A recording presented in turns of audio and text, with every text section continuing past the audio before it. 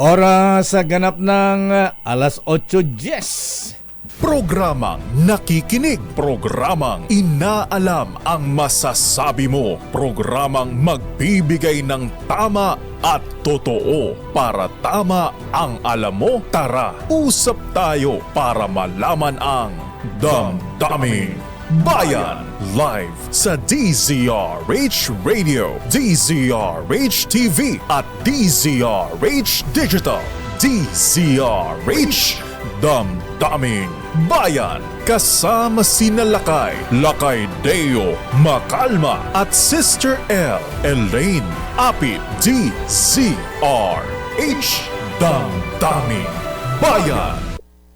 Damdaming Bayan. Good morning, Vietnam! Abay tama, ha? Naimbag nga bigat mo, Apo Presidente Ferdinand Bongbong Marcos Jr. Abay, kumusta ang biyahe, Apo, ha?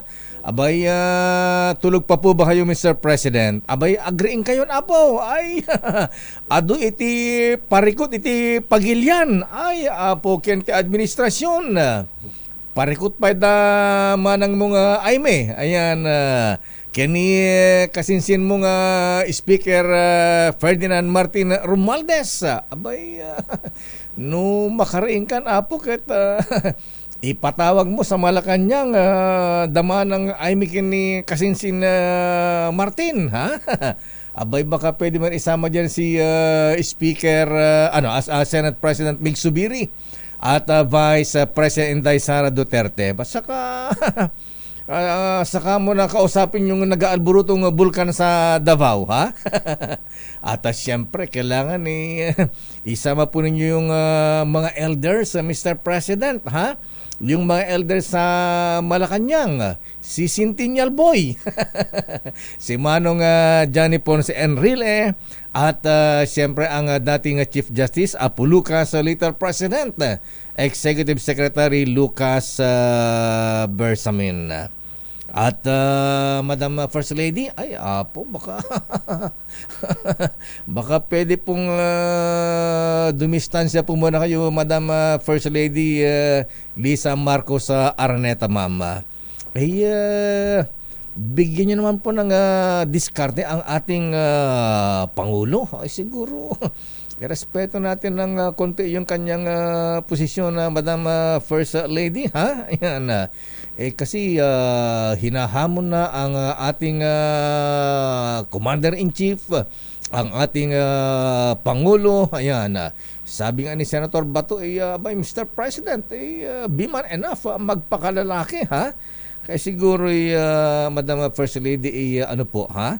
Abay, bigyan naman natin ng siyempre, misis po kayo. Natural na magbigay siya ng advice, pero huwag naman masyadong pangunahan na Madam First Lady, ha? Hina-hinay lamang po, Madam First Lady, kasi ang sama po ng impression ngayon ay ang impression parang kayo ay nagiging de facto president, Madam First Lady, ha? Naalala ko tuloy yung sentimiento kailang mga Ilocano, ha? Nang bumagsak po ang Apo Ferdinand Edralin Marcos, abay, sabi nila, basol ti KBL kunada. Ayan, kasalanan ng babaeng taga Leyte. Wag naman nating hayaang maulit yan. Ayan, baka kunada man ito, ay KBL manen. Baka wag na mangyari, baka may mapasama man ng kini kadaytoy Marcos da Jr. naman. Ay, baka sabihin kabasalanan ng babaeng may pangalang letter L. Lalo na ano po, ha? Sinasabi ng nag-aalburutong bulkan sa Davao. Ayan. Baka daw po maulit yung nangyari sa tatay at baka mangyari sa anak, ha? Ayaw naman nating ganyan, ha? Lalo po nalalapit na naman ng EDSA People Power Revolution. Kaya siguro magtulungan. At yung mga magkakapatid, magpipinsan, maghihipag, nakababain apo kayo nag-aaway, ha? Pinagmamasdan kayo ng sambayanan. Buti sana kung kayo apektado. Apektado po ang buong bayan. Ayan. Kaya sabi nga ni Senator Gringo Honasan kanina dun sa 2x2, ha? Yung kanyang statement kailangan sobriety. Ayan. Kailangan magtulungan, hinay-hinay lang, at higit sa lahat po alang-alang sa bayan, tayo po ay magkaisa.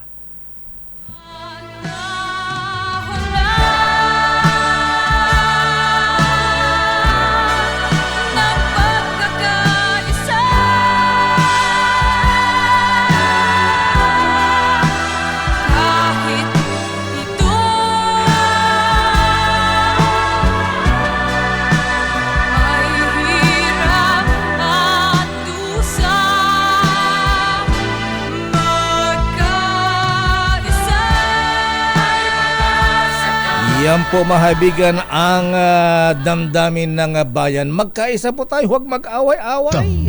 Damdamin Bayan. Magandang umaga Pilipinas. Ako po si Deo Makalma at welcome sa ating palatuntunang damdaming bayan. Ayan, pasensya na po yung mga tinamaan dyan, ha? Talagang ganon, the truth hurts, ha? Pero dapat siguro ilalagay natin sa lugar yung ating ang ating mga kinalalagyan, ika nga, ha? Ayan, so anyway, magandang umaga po at maganda ang umaga natin ngayon, Finance Secretary Ralph Recto. Kumusta kayo, Mr. Secretary? Kumusta po ang BIR at Bureau of Customs, ha? Si Commissioner Romeo Jun Lumagi. Magandang balita po para sa mga senior citizens to mga lolo, mga lola. Dahil ang sinasabi po ng BIR Commissioner June Lumagi, magkakaroon daw po ng ang tawag nito. Yung tax exemption, VAT ng mga gamot, yan ang kailangan natin. VAT exempt po ang mga gamot sa cancer, mga misis. Magandang umaga kay Mama Nelly Valdez, ha? Yung pong gamot sa hypertension at diabetes. Kung ganito ba naman ang maririnig natin, maganda. Damdamin Bayan. Pero meron daw marching order ang Finance Secretary sa mga taga Bureau of Customs at taga BIR, ha? Kailangan daw makolekta ng 1 trillion. 1 trillion nga ba? Ilang bilyon nga ba yung gusto makolekta ng ating Secretary Vatman? Ayan, Secretary Ralph Recto. Marami tayong kailangang makolekta para sa siyempre debt servicing at siyempre sa pondo ng serbisyo sa bayan. Ngayon po, mahabigan, nasa ating himpilan, bisita po natin ang isa po sa mga may tumanggap ng matinding order mula sa ating Finance Secretary, si Customs Commissioner Bienvenido Rubio. Commissioner Apo, naimbag bigat, and good morning. Naimbag ang bigat, Apo Lakay, Deo Makalma, na good morning po sa ating lahat na tagapakinig ng Damdaming Bayan. Ayan, kablawam lagi taga Batak, Ilocos Norte. Apo, agdeng-deng agboy-buya di jay. Kita Apo, kumusta kayo Apo dita Ilocos? Naimbag ang bigat yo. Sigo kalkalpasyon na nga na po. So agbubuya da iti DCRH sa television. Yan. Anyway, Commissioner Bian Rubio, sir, ayan, eto na nga, ha. Unang-una ano nga ba ang marching orders ng ating Finance Secretary Ralph Recto? Mukhang matindi ang atas sa inyo na makolekta ng malaking halaga para sa ating of course, sa ating gobyerno, Commissioner Rubio, sir. Okay, totoo po. Ang marching order po sa atin is kolektahin natin yung target natin at kung pwede higitan natin yung target natin. Ang official target po natin ngayon is based on sa DBCC is about 959 billion. Pero ang gusto po ng ating secretary is ang kolektahin natin is 1 trillion. So Wow. gagawin po natin yan. At least sa inyo 1 trillion lang. Kay BIR Commissioner Jun Lumagi, kaya sumasakit na ulo ngayon ha. Pati mga RDO, examiner, mga dyan 3 trillion ang dapat dumakolekta ng BIR ngayong 2024. So kung sa inyo ay 1 trillion for this year, Apo Commissioner Rubio, sir, di magkano isang buwan ang papatak niya na dapat makolekta ng nabuwis tariff and duties ng Bureau of Customs? Usually binibilang po natin yung araw sa isang buong taon po. Hindi po 365 ang bilang natin. Kasi tinatanggal po natin at Sabado at Linggo dahil wala pong pasok noon. Yung mga walang pasok at saka holidays, mga ganun ba? Kasama po pati mga holidays, known holidays po. So more or less nasa mga 200. Kung hindi ko ako magkamali, mga 246 po na araw ang working day natin for 2024. So kung i-divide mo yung 1 trillion sa 246. Ayan. Tingnan natin sa calculator po. Kasi rough estimate na ating bubit 100 billion a month daw ang dapat makolekta ng Bureau of Customs. Parang ganoon po. Ano sabi ng calculator mo? Di yata abot sa mga 4 billion po ang sinasabi ng calculator ko. 4 billion a month? Akala ko 100 billion. Anyway, so ang tanong dito, Apo Commissioner, ayan. So paano yung makolekta itong ganitong 1 trillion na target?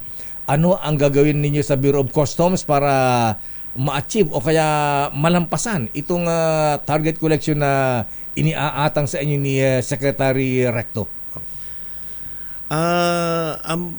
Nabigay po sa atin yung target natin is binasa po nila sa mga assumptions ng ating DBCC at ang sinasabi po nila ang sinasabi po dun sa assumptions nila is we'll have a 7% growth po of our importation.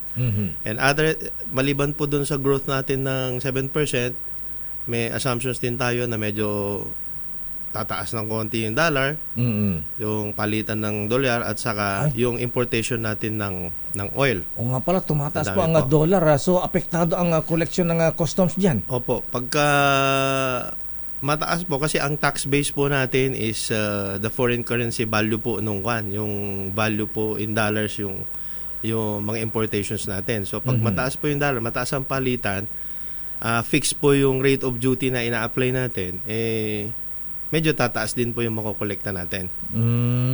Ayan na. So, bukod sa paghigpit, so anong gagawin nyo, Commissioner Ben Rubio? Anyway, congrats. In fairness, medyo lately, Commissioner, medyo wala na tayong nababalita ang mga smuggling. Ayan. Ano pa ang ginawa ninyo? Bakit natakot yata ang mga smugglers? Kwan po, yung pinaigting po natin yung ating anti-smuggling drive kasi kasama po sa prioridad ko yan. Yung curb smuggling in all forms. So, paano ho natin ginagawa yan? Medyo pinalalakas po natin yung risk profiling natin, yung risk management natin para makita natin at makuha natin mga datos ng ibang bansa at saka mga kung ano po, kung may mga nakalabas na nung araw, kinukuha po natin yung datos, nilalagay natin sa risk parameters po natin ng ating selectivity para po para ho malaman ng lahat ang pumapasok po ng mga commodities sa atin is tumadaan dun sa tinatawag nating selectivity system ng risk management namin. Ito po yung magse-select kung ano po yung green, yellow, orange at saka red. More or less po yung mga red, ito po yung mga subject sa non-intrusive examination tinatawag, yung x-ray po. Yung orange naman po, ito yung may document examination. And pag kailangan po, subject din po siya ng non-intrusive examination na x-ray po. So, para pala kayong pag-asa, may green, red, yellow warning alert. Parang ganyan. Kasi po, hindi naman po natin, kasi ang mandato po ng customs maliban po sa pagkolekta ng revenue para sa bansa natin, ang mandato natin is halos 3-pronged po kung tawagin. Meron tayong tinatawag na, yun nga, curb smuggling din. binabawalan natin pagpasok ng mga epektos, kontrabando dito sa atin at mga smuggled goods dito sa ating bansa. Pero at the same time, kailangan din ho natin na itaguyod yung tinatawag nating trade facilitation. Kasi ito po ay base sa pakikipag-ugnayan din natin sa ating mga foreign counterparts. Signatory din po kasi tayo ng World Customs Organization, yung tinatawag, at saka World Trade Organization. So, nagbibigay ba sila ng tip na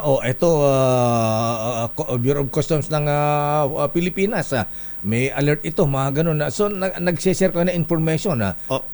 Opo. Meron pong sharing of information dun sa mga member states po, kung ano man po yung mga nadidiscover nila na mga modus o mga paraan kung paano kinoconceal po yung mga pagdating. Minsan lalo na po sa drugs ay naisi-share po nila sa atin. So tayo naman dahil sa mga na-share nilang ito, nagiging mas maganda ang pag-examine natin sa mga kargamento. May mga deklarasyon na ginamit sa mga ibang bansa. Pagka ganun po, tinitingnan po natin yung mga kargamentong ito. Totoo ba yung pabago-bago yung modus ng mga nag-i-smuggle ng droga, Commissioner? Yung inilalagay daw sa loob ng bakal, maganyan para hindi ma-detect, inihalo sa mga kargamento. So ano yung mga bagong findings na nalaman yung style ng mga nag-i-smuggle ng droga? Opo, lalo na po sa mga airports natin, kaya po ang laki ng ang makikita nyo po, medyo dumadami po yung huli natin sa airport kasi nga po medyo mahigpit po ang ating at medyo epektibo po ang ating X-ray machines. Makikita nyo po may mga droga po na nakapaloob sa mga minsan meron pa nga nakapaloob sa lalagyanan po ng shampoo na parang liquid form. Meron pong nakapaloob sa mga sabon, nakapaloob, tama yung sinabi nyo po, nababalutan ng mga bakal, yung mga bearing po na may hollow portion sa loob, pinapasok po nila sa loob, pini-welding.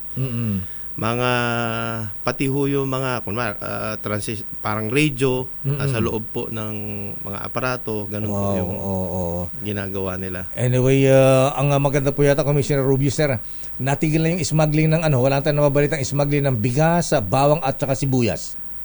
Opo, katulad po ng sinabi natin is alam naman po natin kung saan nanggagaling yung mga bigas na mga importasyon. So lagi po nating tinitingnan yung mga importations galing sa mga bansa na ito, tinitingnan natin mabuti para hindi po sila makapag-misdeclare po ng, kunwari, i-declare nila na ibang bagay yung bigas. And at the same time, yung mga importasyon naman po natin ng bigas, tinitingnan po natin talaga yung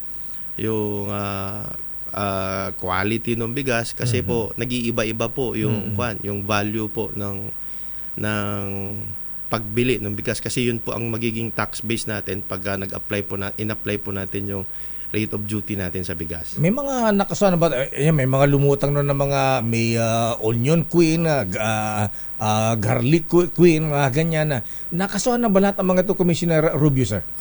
Marami na pong, in the past po, marami na po tayong nakasuhan. In fact, parang itong 2023 po, may mga na sampa na rin kaming kaso dito sa mga 90 kasong kriminal. Wow. 90. Tapos 60 po dito ay may kaugnayan po sa agricultural smuggling. At 56 po dito ay nauukol sa tinatawag nating large scale smuggling na lumalabag sa ating Anti-Agricultural Smuggling Act. Yun, mga ibang kaso po is yung mga food items, illegal na droga, sigarilyo, used clothing at iba pa po. Nako, ito nga pala, may nag-text dito, ano nangyari na doon sa mga kinumpis kanyang mga luxury sports cars, Commissioner Rubio, sir? Wala bang balak na ibenta ang mga ito para kaysa mabulok dyan sa yarda ng customs katulad sa nangyayari sa Cagayan? Okay. Nabubulok na yung mga nakumpis ka mga luxury cars doon. Okay. Doon po sa mga nakumpiska nating mga luxury vehicles po na hindi nila naipakita nung time na pagbisita natin sa kanilang store na wala silang maipakitang pinagbayaran ng tamang buwis, kinuha po natin. Pero katulad po tayo, sumusunod po tayo sa tinatawag nating due process, may administrative due process po. Okay. Ang customs kasi may quasi-judicial function po in which meron, pag kinumpis ka nyo po, nag-i-issue tayo ng tinatawag na warrant of seizure and detention. Pagkatapos pong ma-issuehan ng warrant of seizure and detention, nag-undergo po tayo ng tinatawag na seizure proceeding. Ito po yung tinatabi kong quasi-judicial proceeding. Ngayon dito po, ang mga may-ari o mga taong may kinalaman, ay may-ari ng mga sasakyan na to ay may pagkakataon ulit. They are given 15 days to present proofs of payment of duties and taxes. Ngayon, pag within 15 days, pag may naipresenta, within 15 days wala sila pong naipresenta, ifo-forfeit na ho natin yan.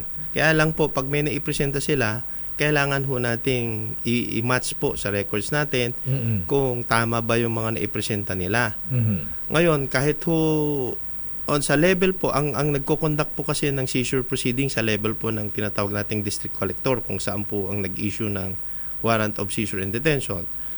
Pag doon po nagkaroon na ng desisyon na i-forfeit, meron po tayong appeal process kasi na inaalaw. So inaangat po sa level ng commissioner po 'yun. So ganun pala katagal yun. Akala ko kaya pala ang bagal-bagal naman kumilos ang customs. Last year pa yan. Dapat bago mabulok yung mga kotseng mamahalin na yan, dapat na ibenta na, isubasta na. Opo, yun nga po. Kaso nga po, dahil nga po may due process pa itong sinusunod po. Kaya kailangan i-undergo po yung mga procedures na yan. In fact, kung kahit ho tapos na sa amin, kung mag-appeal pa ho sila sa higher courts, kasama rin po sa delays natin yun. Pero kung po may mga walang sasakyan naman po na nakapagpakita sila ng na nailabas siya sa mga ating mga local dealership. Bagamat mga imported vehicles sila, pero nabili po nila to sa mga dealers natin dito sa Juan, na ipakita naman po nila. Yun po, may mga nai-release naman na po kami. Pero the rest po na wala pong maipakitang Juan, nandyan pa po sa amin. Hindi ho namin binubulok, talagang inaantay naman po namin talagang matapos yung proseso para naman po may due process din sa mga taong kinauukulan. Naku, may isang controversial dito nakarating sa Senado kay Senator Raffy Tulfo, Commissioner Rubio, sir. Sino daw yung may-ari nung sports car na Bugatti na magkanong halaga daw nun? 100 milyon nga ba ang worth nun? Ha? Ayan, yun daw ba ay sino may-ari at ito daw ba ay nagbayad ng buwis, Commissioner Rubio, sir? Mula po nung nabanggit yan, tiningnan po namin ang record namin. Wala pong dumaan na ganong klaseng kotse po sa aming mga regular ports. Pero ang aksyon po na ginagawa ko, kasi dahil nga po nakita na natin na parang tumatakbo sakali, nakipag-ugnayan po tayo sa LTO para ilagay po siya sa pag-i-hot list na po na ito po ay isang sasakyan na hindi dumaan sa atin at hindi po nakapagbayad ng buwis.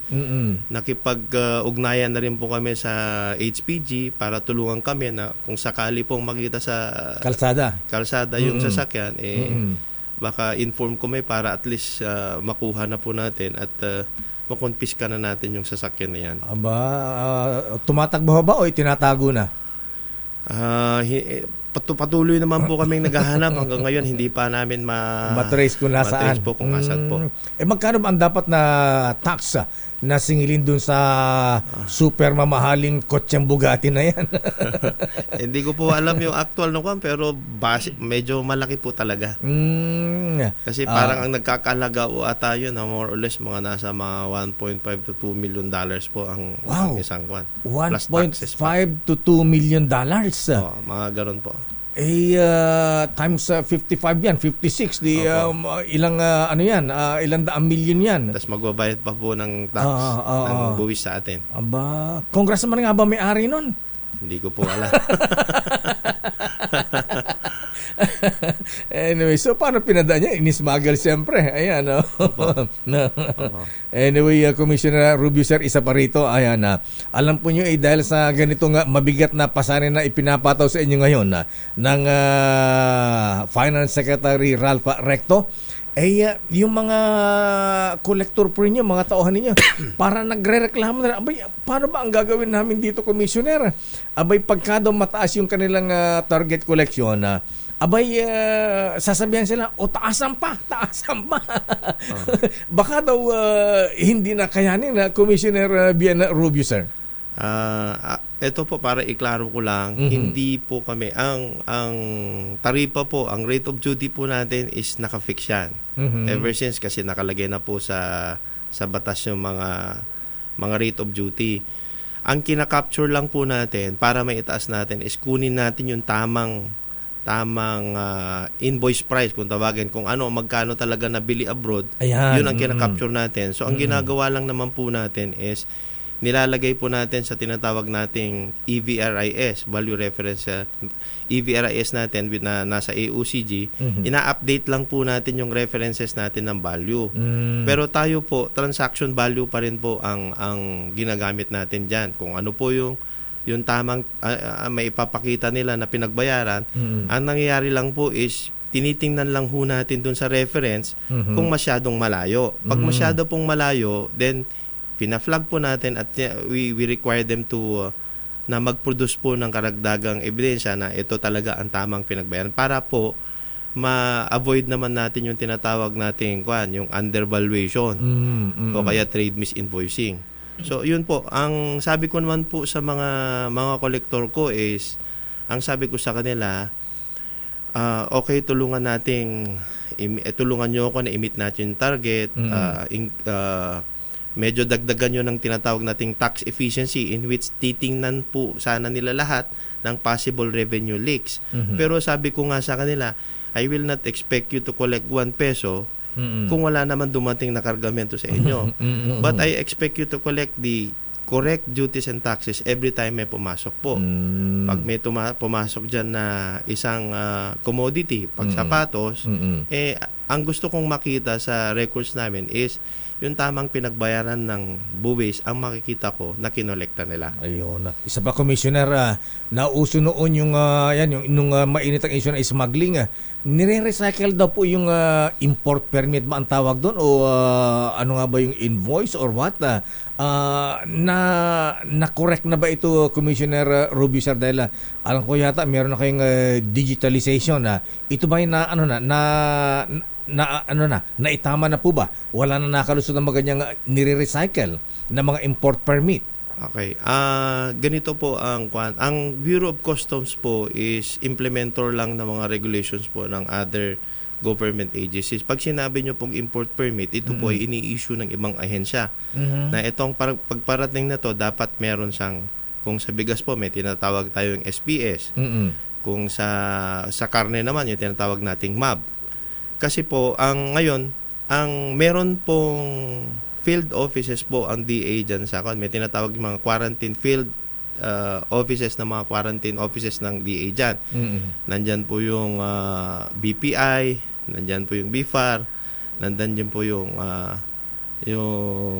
BAI, Bureau of Animal Industry. So sila po, pag kami dumating po na declared kargamento na ganyan ang parating, sila po ang nagche-check muna at nagba-validate nung import permit na sinasabit nung tao. Sila po ang nagsasabi sa amin na tama po yung permit na dinala. Pag binalidate na po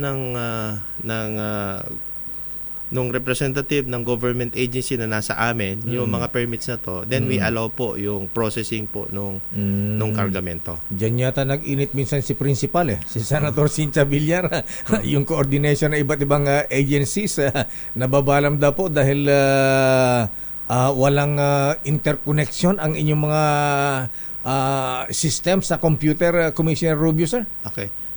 Meron po tayong tinatawag na National Single Window. Ito po tinatawag nating TradeNet. Dito po ang goal po natin dito is yun nga, interconnectivity po ng lahat ng government agencies. Kami po sa Bureau of Customs nandun na po kasi sa TradeNet portal. Ready na po kaming mag-receive ng mga ibabato sa amin ng mga government agency.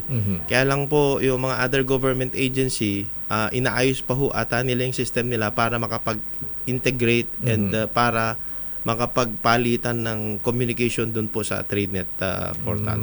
May mga nag-signify naman na po na onboarded na sila sa TradeNet. Kaya lang kinikinis pa lang po. Hopefully po fine-tuning. fine-tuning. Hopefully po ma-achieve natin yung connection nila ito pong taon na to. Okay, last question na lang, Commissioner Biana Rubio, sir. Kung hindi nyo ma-achieve itong target collection na ipinapataw sa inyo ni Secretary Ralph Recto, ano daw ang gagawin sa inyo? Ako po, ang ginagawa ko lang po is kung ano po yung dapat natin gawin, anong dapat kolektahin natin. I'll make sure na wala pong na lahat po ng pumapasok sa atin ay nakokolekta natin ang tama ng duties and taxes. And basta gagampanan ko po yung 3 mandato to, which is to prevent the entry of smuggled goods, collect revenue, at i-implement natin yung trade facilitation natin na pinagkasunduan natin sa ating mga foreign counterparts. Ngayon po, kung sa tingin nyo hindi ko maabot yung ang sasabihin ko lang po is hindi ko po tinitingnan yung target collection Alam ko yun po yung goal ko, i-meet yan. Pero gagawin ko ang lahat na tama ang pagkolekta natin ng duties and taxes. Sabi ko nga po dun sa mga kolektor ko, hindi ko ma-expect na kumuha kayo ng piso kung wala naman dumadating sa port nyo. So nakabase po talaga yung pag-meet natin dun sa pagdating ng kargamento. Kung may dumating po, I'll make sure po na makokolekta natin yung tama na duties and taxes para makadagdag po sa makukuha nating revenue para sa gobyerno. Sa nangyayari smuggling sa Customs Commissioner Rubio, sir, mga ilang milyon o bilyon ang nawawala sa gobyerno? Noong nakaraang taon po, itong 2023, ang mga nakuha, ang worth po ng mga seized goods natin nakuha sa lahat ng anti-smuggling drive natin is about 43 billion po. Mahigit 43 billion. 43 billion ang nawala dahil sa smuggling. Yan pong 43 billion is yan po yung worth nung mga seized goods. So, maliban dyan, idadagdag nyo po yung, kaya lang yung iba naman wala talagang duties and taxes. So, yun po. Yun po ang masasabi ko lang po is yun po yung na huhuli natin, na babawalan nating pumasok sa bansa natin, na pumunta as smuggled goods. Kasama na rin kasi dyan yung drugs. So, drugs, kasama rin dyan yung mga bawal na tinatawag nating counterfeit goods na maaring substandard, ganun po. Kaya, maski pa paano kung hindi man po natin siya makolekta as duties, kung sakaling hindi natin maibenta, kasi po ang modes of disposition natin 3. Pwede nating auction, pwede nating i-donate, or pwede nating sirain. Ayun. Isa pa, Commissioner, alam mo, usap-usap sa Bureau of Customs, tuloy pa rin daw ba yung Friday habit o kaya yung tinatawag na ribbon cutting tuwing Biyernes? Matagal na rin po ako dyan sa Customs, so medyo naiintindihan ko po yung sinabi niyo, pero dito po sa time ko wala ho pong ganon. Walang ganyan na. Ayan. Commissioner Biana Rubio, sir, just again po na imbaga bigat, and good luck sa mabigat na pasan ninyong makolekta ng 1 trillion pesos na target collection na ipinapataw ni Secretary Ralph Recto sa inyo ng Department of Finance. Good morning po, and thank you na imbaga bigat. Good morning po, and nagyaman ako ulit pa ng imbitaryo kinyak ditoy. Thank you very much, mahabigan ang Customs Commissioner Anacti Batak, Ilocos Norte, Biana Rubio. Damdamin Bayan. Babalikan po natin ang mga reports. Standby, Narciso mula sa Malacanang. Ano ang latest sa Malacanang? Gising na ba ang Pangulong Marcos? Ano ang gagawin niya? Ipapatawag ba si Ate Amy at pinsan na Speaker Ferdinand Martin Romualdez?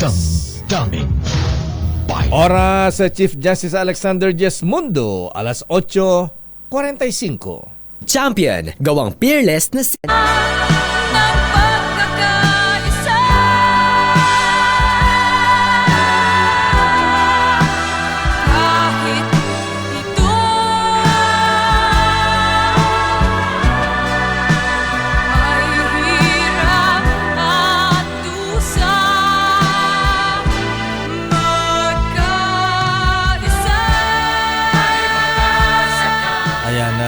Inabot mo yung kantang yan, Sister L? Hindi na yan lakay, pero pinapatugtog sa mga radio station naman yan lakay. So Ayan. naririnig ko pa rin naman. Yan yung mga mainit na awitin ng mga 1986. Ayan, after... Pero alam mo lakay, pagka naririnig ko siya, parang there's something sa kanta na mabubuhay yung, alam mo yung may ganun feeling ba? na, yung ramdam mo, yung message ng song. My God, Lord! Akala ko ramdam mo ang pag-aalburuto ng bulkan sa Davao. Bulkang Mayon. Bulkan Digong. Lakay, syempre Bicolana ako, Bulkang Mayon akin. Ayan, yung bulkang Digong. Kaya siguro dapat itong mga magkakapatid, magpipinsan, maghihipag.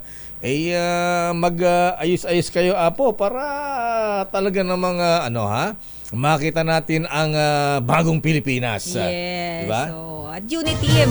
Unity.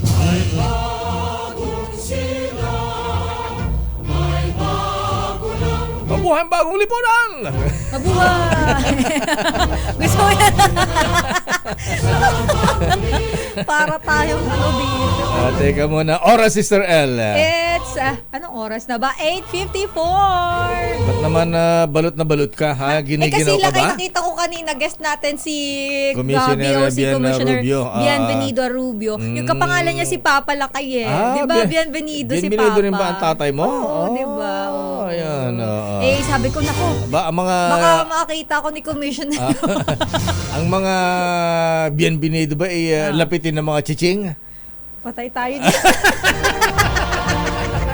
Love you pa. Si Papa, nasa heaven naman na si Papa. Ganun ba? Mabait yung Papa ko Lakay. Talaga. Yung Papa ko good boy. Buti naman. Sabay lahat ng mga bienvenido ano daw yan mga mababait daw Ayan. Mababait Lakay. Kaya lapitin. Ayan. Naman siya pinush na talaga. Good morning, Lakay. Good morning, Sister L. At good morning po sa lahat ng mga nanonood at nakikinig sa atin ngayon. Hello po sa inyo. Ayan. Diyos Marakay Naga. At good morning, Mr. President. Did you bring the bacon? Teka, hindi pala bacon. Bacon. Ano ba yung specialty sa Vietnam? Vietnam? Ano bang hindi ako masyadong familiar sa ano nila Lakay Pero check natin. Yung restaurant ni Secretary Yusek ng DepEd, yung POA. Ayan. Si Attorney Michael Poa. Ayan, POA. Sarap may mga noodles nila dun, di ba? Hindi yun. Ha? Iba Hindi ba- yun. iba ba yun? Hindi yun kanya. Ikaw talaga Lakay. Akala ko kanila yun. Hindi. Tsaka Poa yung kanya. Wala namang H. Wala bang SK? POA yung kanya. Anyway, sandali lamang at good morning sa mga taga Davao na binabaha, inuulan ngayon. Grabe, ha? Ayun. Oo, may pag-aalburto na ng Bulkan Digong. May mga baha, Bakit kasi may ulan Bulkan pa. Digong? Di ba parang bulkang sumabog ang digong noong Nung linggo? Ayan, linggo ng gabi. Sunday, tama, Sunday night. Pero sandali lang, Let. Ano ang latest sa Malacanang? Gising na ba ang Pangulong Marcos? Ano oras pa dumating ang Pangulong Marcos from Vietnam kagabi? Ha? Ayan. Pero mga kuya, mga misis, para maganda ang araw natin, masigla ang umaga natin naman ang Amy, Speaker Martin. Grabe itong magpinsan na to. Apo Lucas, Manong Johnny, Centennial Boy. Ayan. Pagsabihan nyo nga pagsabihan itong mga ubing agririri, ay apo, nakababain. May mga kapalmoks, ayan, may mga bastusan, ay nako talaga. Ano man itong mga leader natin ng bansa, ganito ang nangyayari, ha? Pero sandali lamang, let standby Raymond at Paas. Senator Amy, iwas pusoy saan? Kape muna nga na tayo, ayan, para maganda ang ating umaga. Para masigla ang umaga natin, mga kuya, Mr. Jimmy Serrato, abay kailangan na yung magkape tayo, ha? Abay, James 3+1 coffee mix. O nga pala, masarap din ang kape ng Vietnam, ha? Ayan, pero wala nang sasarap pa sa James 3+1 coffee mix na may ingredient na Korean ginseng na nagpapasigla ng katawan at memorya. At hindi lang yan, ang James 3-in-1 Coffee Mix Twin Pack ay may spirulina na mayaman sa protina at minerals. Mga kuya, ano pang hinihintay po ninyo, ha? Mag-James 3+1 Coffee Mix ka na. James 3+1 Coffee Mix Twin Pack, tulong para may plus ka sa life. O nga pala yung pinapatugtog na magkaisa kanina, EDSA People Power Revolution nga pala sa 25. May, ano ba yun? Holiday kaya yun? Kasi tinignan ko sa kalendaryo, Sister Parang- L. Kulay pula Ayan.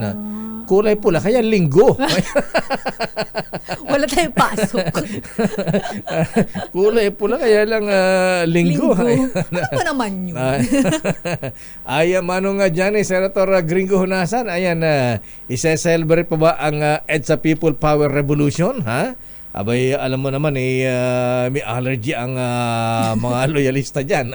Siyempre. Nagkakapantal ba? Kaya yung mga, yung mga ingat-ingat tayo sa KBL, ha? Ayan. KBL? Oo. Ano nga ulit yun, Tay? Kilos ang bagong Ay! lipunan. Kasi akala ko pagkain. Ganun ba? Ikaw na mix-mix mo na. Ayan, Sorry lakay. kamati sa bagoong Oo, at saka kaya laso nga, na. kasi Ayan, kahapon pinag-uusapan natin yung shallots na yan kasi may iba-ibang interpretation, iba-ibang meaning Meron Oo pang nga. KBL. Pero yung KBL kasi, Kasalanan daw ng babaeng hindi ko alam yun. Di mo alam yun. Huwag mo na alamin. Minsan mas okay, wala tayong alam. Sige. Pero itong silet maraming alam dahil ang Marcos administration tinatrabaho na ang pinakamairam na paraan sa pag-amyenda sa ating saligang batas. Ganun ba?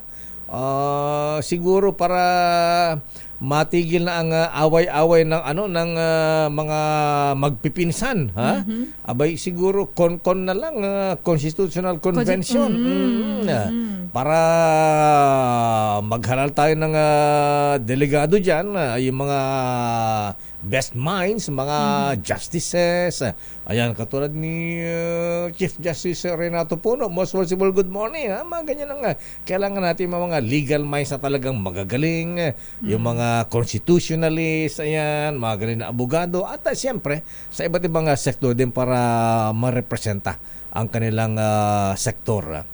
Pero alamin natin, pero pwede ba siguro for the meantime, time out muna tayo, Mr. President, di ba? Ayan.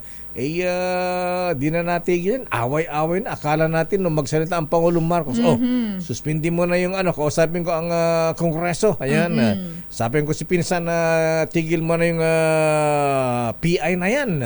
Napapamura tuloy ang taong bayan. Yung PI na yan, napapa-PI talaga yung mga tao Napapa-PI tuloy ang ating mga kababayan.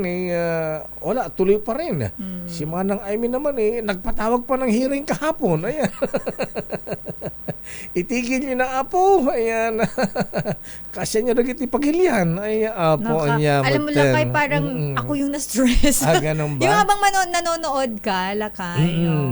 Kaya na nga minsan ayoko na manood ng mga ganyan-ganyan ha? Tapos 'di ba pag titimbang-timbangin mo yung bawat sinasabi ng bawat isa, parang hindi mo na din alam, ikaw mismo naguluhan ka na.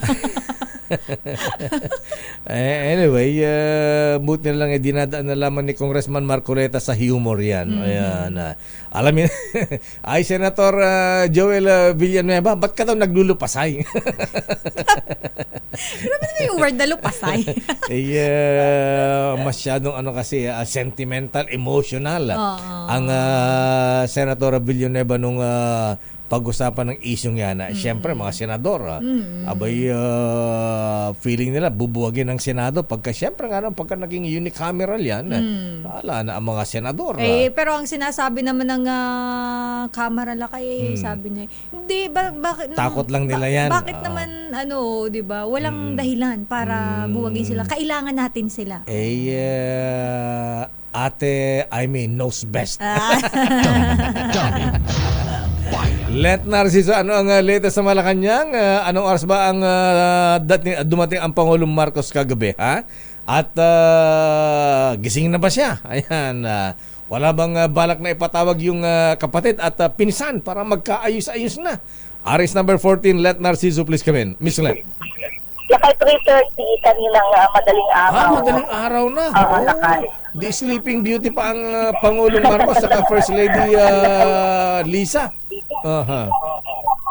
Wala pang schedule ngayon. na binabanggit. Pero kinakausap daw ni Pangulong Ferdinand Marcos Jr. ang mga kaalyado kung ano ang pinakatamang gawin na sa paraan ng pag-amyenda sa saligang batas. Binanggit ng Pangulo na kumukonsulta siya kina Executive Secretary Lucas Bersamin na dating Chief Justice at Legal Counsel Juan Ponce Enrile, Siyempre, gayon din ang ibang dapat. eksperto sa konstitusyon. Yes, lakay, sabi ni Pangulong Marcos, umahanap sila ng mas simpleng solusyon na hindi lilikha ng malaking kontrobersya. Iginiit ng Presidente na economic provisions lang naman ang target amyendahan sa isinusulong na charter change pero nagagamit sa issue ng politika. Batid rin ng Pangulo na ang kadalasang pinagtatalunan ay kung magkasama o hiwalay na boboto ang mga senador at kongresista. Sa ngayon anya, ang best analysis at interpretation ay dapat magkaroon ng hiwalay na pagboto ang mga mambabatas dahil sa bicameral nature nito. Kung paano itong gagawin, yan daw ang pinag-aaralan pa sa ngayon, Lakay. Yan na, pero alam mo, masyadong divisive yung isyong yan, Miss Leta. Baka pwedeng moratorium muna siguro pagbuti na ng mga senador natin at ang mga kongresista yung ayan, implement na maayos yung ease of doing business. Ayan, yung masyadong red tape dyan at saka presyo ng kuryente, ha? Yan ang mga dapat asikasuhin ng administrasyon. Saka na yung foreign ownership. Oo, yun Lakay. Binabanggit kasi Lakay, kailangan talagang amyendahan, alisin yung restriction sa ligang batas para mas madaling makapagnegosyo sa Pilipinas. Kaso nga, laging napagdududahan kasi na napupolitika itong tsa-tsa. Kaya, ayun, kaya yung din sinasabi na kaya puro umpisa, walang natatapos. May mga nakita kasing mga nag-aambisyon daw. Ayun nga Lakay So, hindi maiwasan na yung ating mga kababayan, duda rin talaga kasi nga, ang gagawa ng pag-amyenda ay yung mga politiko. Hindi, tsaka kung yan nga magka-close, nagdududahan, di mas lalo tayong, di naman natin sila kamag-anak, di ba? Kung sila mga magpipinsan dyan, magkakapatid, nagdududa sa bawat isa. Di mas laro na ang taong bayan. Tama Lakay. At saka, ayan, ang sinabi rin ng NEDA Lakay, hindi nakatutulog din naman sa ekonomiya yung ganitong hindi stable yung ating gobyerno. Ayan, nakita mo, siyempre, report ng mga embassy ngayon sa kanilang bansa, ha? Yung mga ambassador na nagmamasid dito, ay, magulo dito sa Pilipinas, okay, mag-invest dito. Oo, Lakay. At saka, kasi yung mga interesadong mamuhunan sa Pilipinas, kung ganito yung nangyayari, paano pa silang tutuloy? Nasa proseso pa lang Lakay, di ba, ng pag-i-invest. Maring mo pa ang bulkan sa Davao. Ayan. May bulkan na palang daw. Bulkang Digong. Ayan. Sumabog ang bulkang Digong sa Davao, ha? Baka daw maulit yung nangyari sa tatay. Ayan. Butit kumalma na ang ang coup-platter. Ayan, Senator Gringo Honasan.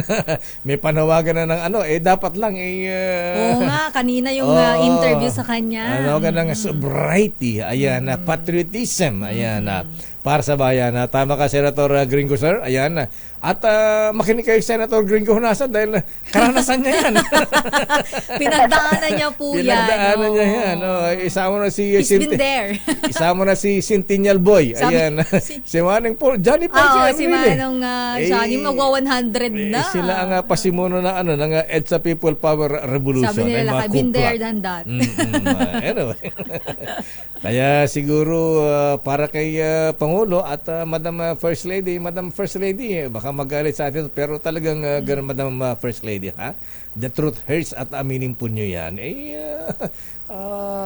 Makinig po tayo sa mga elders natin. Kaya lang, alam mo, Miss Let, ba't ba ganun? Dati-dati, mga magulang sila ang nagagalit sa anak, ha? Pagka tumanda yung magulang, pinapagalitan na anak. Totoo yan na kayo. Ba't ba ganun? Bakit pa kasi titigas ng ulo ng matatanda? Charot lang. Ikaw, Daddy, Tatay, sinabi ng ganitong gamot nyo, huwag mo masyado magkakain na maalat, matatamis. Ganun ba? Balik na ang mundo. Relate na relate ako dyan. Relate ka ba yan? Okay, sige. Anong magkano investment ang naiuwi ng Pangulong Marcos from Vietnam, Miss Let? Wala pang binabanggit Lakay kung magkano ang sinabi lang ay mayroong mga nakausap na business executive si Pangulong Marcos sa Vietnam. Ayan na, kaya lang meron taming napansin di maganda ha. Yung manufacturers ng Vehicle. mga ano ba to, e-vehicles, electric minibus ba ang mga ito? Electric. Ay nako. Ay ng mga jeepney drivers, mga taga-Sarao Francisco Motors ng ganyan. Anyway, so hintayin natin kung wala bang schedule ng Pangulong Marcos ngayon. Wala pa sa ngayon Wala Lakay. Oo, siguro dahil kararating niya nga lang kaninang madaling araw. Pero abangan natin maya-maya. Apo Lucas, Manong Johnny, katukan niyo dyan yung kwarto ni Apo Presidente. Ayan, agreeing kayo. Tawagan mo yung si ate at saka si pinsan para wag mag-aaway-away. At kausapin yung nag-aalburutong bulkan sa Davao. Para kumalma. Para kumalma. Anong Ayan, alert level ba Lakay? Naku, alert level 3 yata. Delikado ang pagsabog. Anyway, maraming salamat Miss Leta. Good morning at Balik tahimik sa ang inyo. Malacanang. Balik sa inyo Lakay at Sister El. Maraming salamat reporter in Malacanang Leta Narciso. Daming bayan. Ano ang latest kay Super Ate naman? Ang update Lakay. Si Manang Amy naman ginagalit pa yung pinsan. Akala ko wala nang hearing kahapon, nagpatawag pa ng hearing. Pero may sagot din naman agad yung pinsan, di ba? Naloloko na ako Lakay. Sabi, ay, may sagot! Kaya siguro Mr. President Marcos sir, ayan, be gentleman enough, magpakalalaki po kayo, sabi nga ni Senator Bato. Ayan, manindigan po tayo Mr. President sir. Abay, hindi pwedeng ganitong mga malapit sa inyo, sila pa nag-aaway-away. Tsaka nakakahiya Lakay. Oo, ayan dapat na. sana sila na nang nag-uusap Huwag nyo nang gayin si Vice President Jojo Binay. Na. Mga anak din. Di siguro, di ba Lakay, masinsinang pag-uusap between the family. Ayan, Sana. Si Vice President Jojo Binay, di na naayos yung away ng mga anak. Kasi, ewan ko ba? Bakit na ba? Kasi Lakay medyo pagka... Ang hirap talaga ng nagkakaedad. Baka si Vice President Jojo Binay, pinapagalitan pa ng anak ngayon.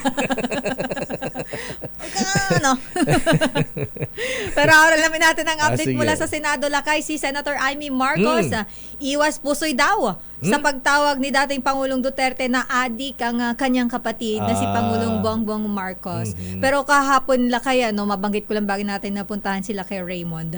Mayroon siyang interview, sinabi niya na nagsorry naman pala sa kanya si Mayor Baste Duterte. Lakay, si nagsorry Baste. daw sa kanya. At sabi nga ni Manang Amy, naiintindihan naman daw niya yung bugso ng damdamin ng anak dahil tatay at kapatid niya yung kinante. Kaya lang sabi niya, ba't naman ganun? sabi niya daw, ikaw, grabe, ba't ganun? May mga sasabi kang ganun. Tapos sabi daw sa kanya, sorry. Pero alamin natin ang update mula sa Senado, mula kay RH28, Raymond at Paas. Kay Raymond. Todo iwas si Senador Amy Marcos sa kontrobersiyang nilikha ng pagtawag ni dating Pangulong Rodrigo Duterte na adik ang kanyang kapatid na si Pangulong Bongbong Marcos. Sa panayam ng Senate media, walang malinaw na sagot ang senador sa tanong kung nasaktan ba siya sa akusasyon. Ang tanging kanyang sagot ay, hindi na ako kasali doon. Bahala na sila, kayang-kaya na nila yon. Matatanda na sa prayer rally na isinagawa sa Davao City noong linggo, ay taas ang sinabi ni Duterte na bangag ang ating presidente dahil sa paggamit ng illegal na droga. Sinagot naman siya ni Pangulong Bongbong Marcos bago nagtungo sa Vietnam na epekto yun ng pagka-adik ng dating Pangulo sa gamot na fentanyl. Umaasa na lamang umuna ang Pangulo na pantayan ng kanyang mga doktor si dating Pangulong Rodrigo Duterte. Narito ang bahagi ng aming palayam kay Senador Amy. Ano yung pagtawag po ni former President Duterte na drug addict po si President? Ako, hindi na ako kasali doon. Bahala na sila, kaya-kaya na nila Pero yan. bilang kapatid po ba, nasaktan po kayo sa mga ganun? Nakakaloka. Yun lang ang masasabi. Thank you po, Sen. Si Senador Amy Marcos, ngunit ngayong umaga meron silang scheduled news conference muli dito sa Senado mamayang alas 11 at ating pakinggan yung mga susunod na babanggitin ni Senador Amy Marcos. Pero kahapon doon sa hearing, ang kanyang pinsan na si Speaker Martin Romualdez ang kanyang dinidiin kahit na dito sa mga pagtatanong sa mga taga-pirma sa pangunguna ni Ginoong Noel Oñate at kanyang mga abogado. Teka, tuloy pa ba ang hearing ni Senator Amy, yung kanyang Committee on Electoral Reforms at saka yung PI? Meron pa daw kasod kasi nga hintayin nilang bumalik sa bansa yung abogadong, ano ba tong pangalan, yung nakapirma doon sa mga petition. Yung mga petition, di ba yung mga petition kahapon na o yung petition ng pirma ay merong abogado na nakalagay doon na pangalan, iyon ang kanilang kailangan daw. Ito ay magpakita sa Senado si Attorney Anthony A. Abad et al. Yung kasi yung nakalagay doon sa form na pinapirmahan na nationwide. Kaya ngayon ay kapag bumalik siya sa bansa, ay magpapatawag muli sila sa hearing para paharapin si yung ang nasabing abogado, Mayor at Elaine. Raymond, sabi mo si Florante Rosales, bulungan si Manang Amy, tama na. Sobra na, tigil na yan. Di ba? Hindi.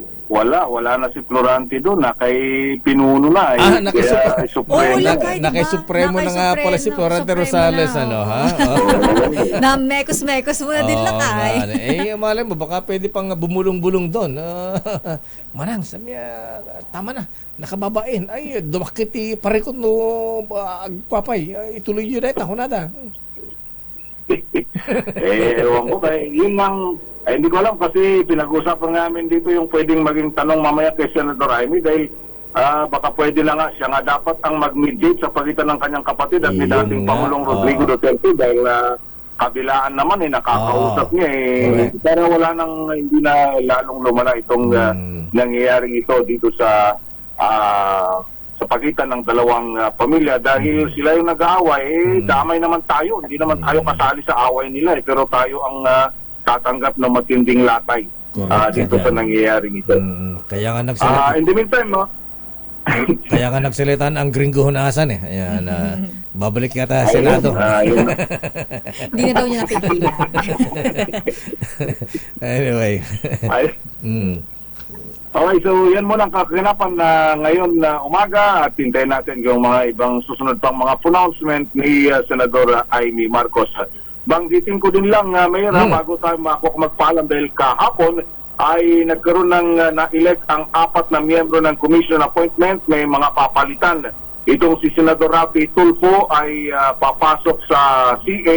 Papalitan niya si Senador Nancy Binay. Si Majority Leader Joel Villanueva ay papalitan naman niya si Senador J.B. Ejercito. Si Senador Ramon Bong Revilla, papalitan niya si Senador Amy Marcos. At si Senador Ronald Bato de la Rosa, papalitan niya si Senador Francis Tolentino. So yun yung mga bagong addition. Mabigat yan, ha? Andiyan pala bagong member pala. Abay, si Idol.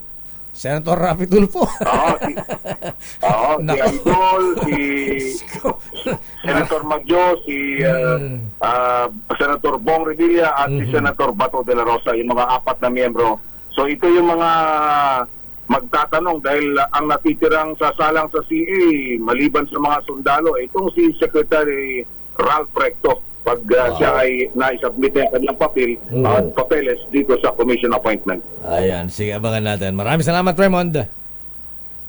Mula sa Senado at alas 10 pala, may hearing si Senator Grace Poe dahil ipupurso yung pagtatayo ng economic zone dyan sa lalawigan ng Bulacan kasabay ng airport na ipinapagawa ng negosyanteng si Ginoong Ramon Ang.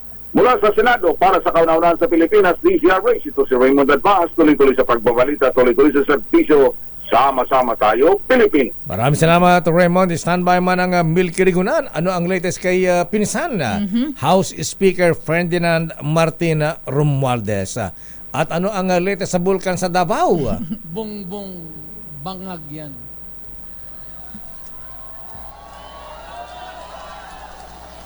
That's why sinasabi ko na sa inyo ngayon, si Bongbong Marcos bangag noon, ngayong presidente na bangag natin ang presidente. Kayong mga military, alam ninyo yan. Lalo na yung nasa Malacanang. Alam ninyo, the armed forces of the Philippines, alam ninyo, may drug addict tayo na presidente. Kalma lang, Dong. I think it's the fentanyl. Fentanyl is the strongest painkiller that you can buy. It is highly addictive and it has a very serious side effects. And PRRD has been taking the drug for a very long time now. When was the last time he told us that he was taking fentanyl? Well, 5-6 years ago. Something like that. After 5-6 years, it has to affect yung kaya alagay po kaya nagkakaganyan. So, you know, I hope his doctors take better care of him. Hindi pinapabayaan itong mga nagiging problema. But sir, can you categorically deny that you're involved in drugs para matapos lang yung... Okay na tayo. Thank you. Not even dignified. Okay na. Damdamin Bayan.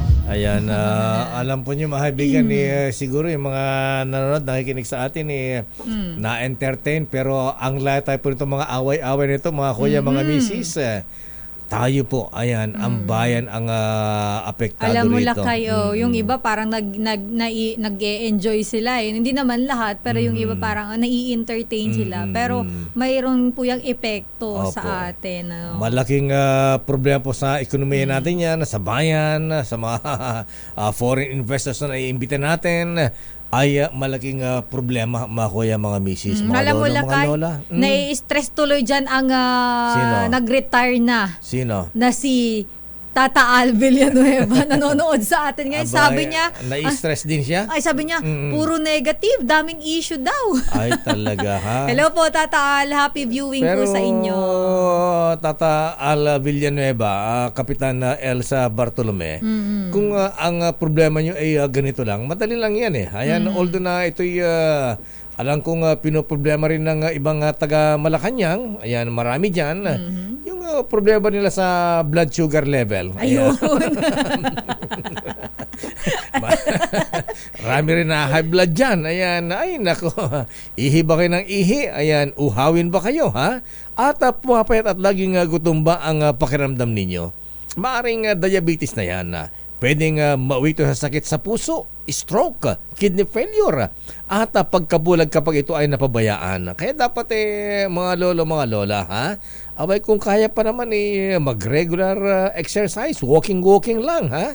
Parang si Aling Lydia sa Lechon. Ay, Aling Lydia, ha? Kumusta ang walking natin, ha?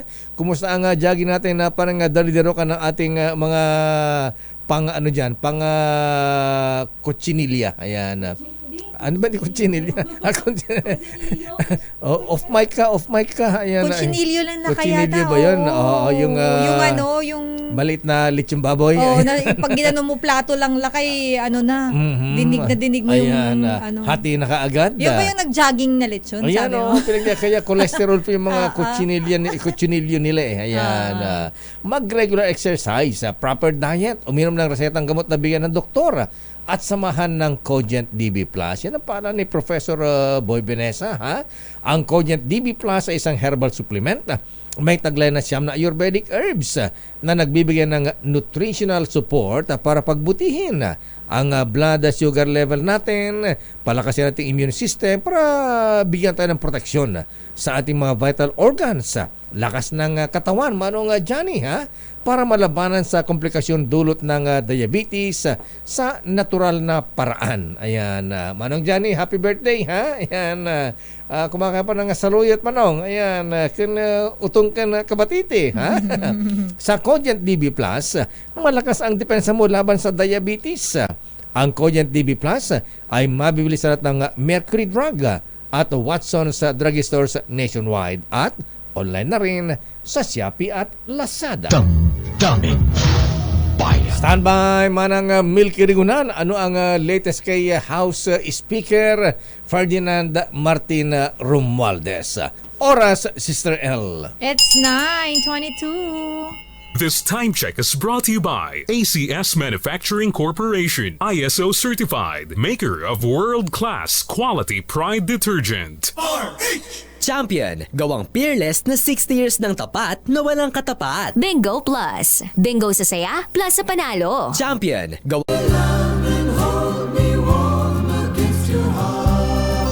Eto na nga bang sinasabi ko man ng Milky, ha? Abay, kailangan yata ng ninong Godfather para mamagitan sa mga nagbabangga ang mga bato. Ayan, mapigil ang pag-aalburuto ng bulkan sa Davao. Grabe lang kayo. Abay, akala natin, Sister, natigil na. Akala natin na nahimik na mayroon palang latest na kay. May aftershock pala sa Davao. Bira ito. Parang lindol yan na kanya.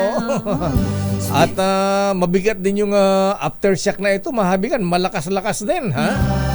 Sandali lamang, ayan, ipaparing natin dahil alam nyo naman ang bulkang Digong, ha? Ayan, may insomnia yata kaya kung magpa-press ko ito, madaling araw Kaya nga lang kayo nagtataka, tulog na yata ako yung press con yata ng Pangulong Digong kagabi ba o kanina madaling araw itinabat pa yata sa pagdating ng Pangulong Marcos from Vietnam. At kung may mga sinasabi niyang adik-adik, ha? Abay, eto nagpa-presscon ang dating Pangulong Digong at matitindi ang mga banat na naman sa ating Pangulong Ferdinand Bongbong Marcos Jr. Mukhang may pag-demo pa pala siya lakay. May demo may pa daw na demo pa ng fentanyl. Babalikan natin yan. Ayan. Kung, naku, Diyos ko, ha? Sino ba ang mga elders natin na pwedeng mamagitan sa mga... Abay, wala. Palala ng palala. Ito ba yung sinasabing pasabog ngayong buwan ng Pebrero, ha? Abay, Enero pa lang, ha? Matindi na ang pasabog ng bulkan sa Davao. Lakay, alam mo kung gaano kahaba itong January, ganon din kahaba yung issue. Hindi natatapos yung issue lakay. At saka palupit ng palupit. Oo, every time nagigising ka, hindi lakay nalilesen kundi nag-worsen yung situation. Ay, kawawa ang Pilipinas. Anyway, Senado dapat pagtibayan daw ang resolution on both houses number 6 para matuldukan na ang issue ng People's Initiative. Pero palagi ko para matuldukan na yan, ibasura mo na yung PI na yan. Ano na yan, lakay, no? Na yan, sabi nga nila, lakay, ang term ng mga iba, i-elbow na lang. Elbow na yan, disregard na. Gawin na lang, DOA na lang yan. Dead on arrival Dead na lang. Dead on arrival, para wala na. Ibaon na yan. Anyway, arrest number 12 manang Milky Rigunan, ano ang sabi ng House Speaker? Sino mas matanda? Si Manang Aimee o si Speaker Ferdinand Martin Romualdez? Ayan. Sino kaya ang mas older sa kanila? Baka yung mas matanda dyan, baka pwedeng siya mag-initiate para nag-aaway-away sila. Pagkatapos may bulkang Digong pa. Tsaka dapat lakay yung bunso magpakumbaba. Ayan. Ay, naku. Wala ba silang good manners and right conduct? Yung mga lakay inabutan ng mga ng GMRC. Palagay ko nga. Arrest number 12, manang Milky Rigunan, ano ang latest sa Kamara? Milky. Lakay at Sister L, hinamo ng mga kongresista ang Senado na aprobahan na ang resolution of both houses number 6. Narito ang papatay sa tinututulan na People's Initiative ng mga senador. Ayon kay House Majority Leader Jose Manuel Daripe, kapag natapos ng Senado ang RBH number 6, hindi na pwede ang PI dahil sa ilalim ng batas, isang amyenda lamang sa konstitusyon ang pwedeng gawin kada 5 taon. Sabi pa ni Daripe kung anong gusto nila.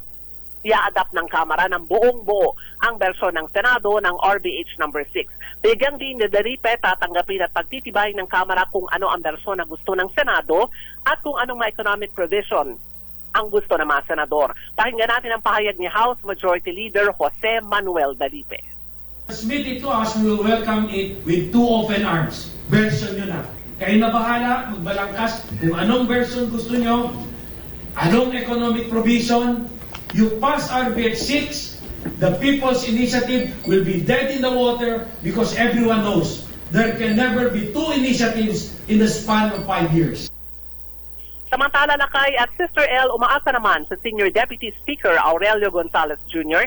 na tutuparin ni Senate President Juan Miguel Zubiri ang sinabi nitong aaprobahan ng Senado ang RBH 6 sa unang quarter ng 2024. Sinabi ni Gonzales na yung inihintura ng COMELEC ang pagtanggap ng mga pirma para sa PI, dapat aprobahan na ng Senado ang RBH number 6 na naglalayong amyenda na economic provisions ng konstitusyon. Ibig sabihin, Lakay, isinuko na ng Kamara ang PI. Nasa Senado na ang bola para pagtibayin ang RBH number 6. Para sa una-una sa Pilipinas, di po sinasagot yung tanong ko. Sino nga matanda sa kanila? Sino nga matanda sa tatlo? Senator Amy, Pangulong Marcos at Speaker Martin. Senator Amy yata, Lakay. Pinakabata si Speaker Martin Romualdez. Ganun ba? Ilan taon ba si Speaker? Hindi ko lang alam, pero hindi pa ba last year November yata siya nag-birthday, wala pa yatang 60 lang. Hindi pa senior. Ang Pangulong Marcos 65 na, di ba? Tapos mas matanda naman si Senator Amy kay PBBM. So pinakamatanda si Senator Amy Marcos. Ayun naman pala, Manang Amy, ay makalma lang. Kasama si Pinsan, ha? Nakita ko naman ng milk, si Senator Amy ay 68 years old. 68 si PBBM ay 66 years old. At si House Speaker Lakay ay 60. Tama, 60. Senior na rin, pero siya ang pinakabata. Nag-birthday siya last year, dumalo nga si Pangulong Marcos Lakay, si kaya Speaker Romualdez. Nga pala. Tama yung panawagan nyo. Si Manang Amy. Dapat may mamagitan at dapat itigil na yung mga pangayan. Naimbitan din tayo sa birthday ni Manang Amy nung dyan sa San Juan. Ayan, Oo nga pala, Lakay. May mga chika rin siya noon. Pero dapat nga ay tanggapin din yung alok din ni Speaker Romualdez na ano ba ang galit sa kanya ni Senator Amy, handa naman daw siyang mahipag-usap sa presidential system. Ayan, usap-usap na lang, wag na sa plenaryo ng Senado, mga in public. Sa public. Pero Lakay at Sister L, baka lalo pang uminit dahil ang sabi nyo ng dalawa, ano ba yung aabangan namin na press conference ng madaling araw? Marami na rin nagtatanong. Ito makinig ka na ang lupit nitong ang pasabog na naman ng bulkan sa Davao. Alas 10 pala kagabi yata siya nag-press con ang lupit. Ayan, nakot, baka bangungutin ang Pangulong Marcos pagka narinig niya ito. Diyos ko po mahabagin. Nai-stress tuloy ang mga tao. Ay, anya, matin po. Okay, Milky, maraming salamat. Thank you. Maraming salamat na kayo. Balik sa inyo ni Sister L. Damdamin. Ayan, bago po natin iparinig ang mga sinabi na naman ng bulkang digong sa Davao. Talagang parang Naloloka talaga ako sa bulkang digong, Lakay. Talagang sumasabog ang bulkang digong. May bato-bato na, may laba-laba pa. May bato-bato na, may pulburon pa. Naku, Diyos ko. Ano ba yan? Sandali lamang at merong report si Christian Manyo. Vice President Sara Duterte Carpio dapat magbitiw na bilang kalihim ng DepEd matapos ang banat ng kanyang ama at kapatid kay Pangulong Marcos. Ayon kay dating Senador Laila de Lima at dating Senador Antonio Trillanes. Naku, mga Marisol! Sul-sul pa more! Nakakaloka naman. Marisol din tong dalawang ito. Bakit nga ba ganun Lakay? Kayo naman, Senator de Lima, Senator Trillanes, kalma lang. Bagkat pinag-resign si Sara Duterte, di wala nang tulay, wala nang bridge na mamagitan sa mga Marcos at Duterte. Dapat nga kausapin ang VP Sara Duterte, baka pwede maging peacemaker. Di ba? Ayan. Kasi yung mga ganyang usapin lakay, kung kaya namang pag-usapan sa matinong, ay sa maayos at hindi naman kailangan sa publiko pa talaga. Ayan, total, uso naman ang pinapagalitan ng anak ang magulang. Di ba? Dati magulang nagagalit sa anak, ngayon anak na ang nagagalit sa magulang. Alam mo kasi lakay, kapag medyo nagiging senior na, wag ma-offend yung mga senior natin, love po namin kayo. Minsan nagiging matigas ang ulo. Ganun ba yan? Nagse-second childhood na. Daming bayan. Sandali lamang, pakinggan mo natin ang report ni Christian Mayo tungkol sa mga Marisol. Ayan, bago ang mabibigan, pasabog ng bulkan sa Davao, bulkan ng Digong. Christian Mayo, please come in. Christian. Lakay at Sister L, dapat magbitiw na sa pwesto bilang kalihim ng Department of Transportation si Vice President Sara Duterte. Ito ang panawagan ng ilang oposisyon at dating ng senador na sina Attorney Leila de Lima at Antonio Trillanes. Ito'y matapos ang akusasyon ni dating Pangulong Rodrigo Duterte laban kay Pangulong Ferdinand Marcos Jr. at panawagan ni Davao City Mayor Baste Duterte na magbitiw na sa pwesto ang Pangulo. Sa magkahiwalay na tweet, sinabi ni Trillanes na dapat ay mahiya si VP Sara at huwag nang magkapituko sa pwesto matapos nga ang kaguluhan noong linggo at pagmumura at pag-iinsulto umano ng kanyang ama at kapatid kay Marcos Jr. Habang sinabi naman ni De Lima na dapat magpakatotoo na si VP Sara at hindi yung laban at bawi palagi at hindi nito pwedeng pagsabayin ang umano'y thick face demeanor at pagsasilbi bilang miyembro ng gabinete. Wala pa naman lakay sagot si VP Sara Duterte sa panawagan ng dalawang posisyon at dating senador. Para sa kauna-unahan sa Pilipinas, DCRH, ito si Christian Mayo. Tuloy-tuloy sa pagbabalita, tuloy-tuloy sa serbisyo, sama-sama tayo Pilipino. Daming bayan. Marisol na ito. Ay, pero, kanya-kanyang opinion yan. Pero para sa ating Vice President at sa Pangulong Marcos, hayaan natin manatili ang Vice President bilang DepEd Secretary. Ayan. At wag mag-resign na Vice President. Siya na nga lang ang pag-asang dyan maaring mamagitan sa away ng pamilya Duterte at pamilya Marcos kung maayos pa yan. Kung sundin mo ang Marisol, sul-sul ni na Senator De Lima at Senator Trillanes, gyera patano yan. Sabi daw lakay ng mga taga-Davao. Wag daw si Vice President Sara ang pag-resignin dahil hindi naman daw si VP ang adik. Sabi ng mga taga-Davao.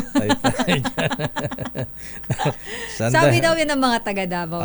Ganun ba? Diyos ko po, mahabag yan. Ano nangyari sa ating bansa? Diyos ko. Eto na nga ba yung mga gulo-gulo ng February? Dapat love month ito. Manong Johnny, birthday mo. Away-away. Ayan. EDSA People, Power Tree na ba yan? Huwag naman.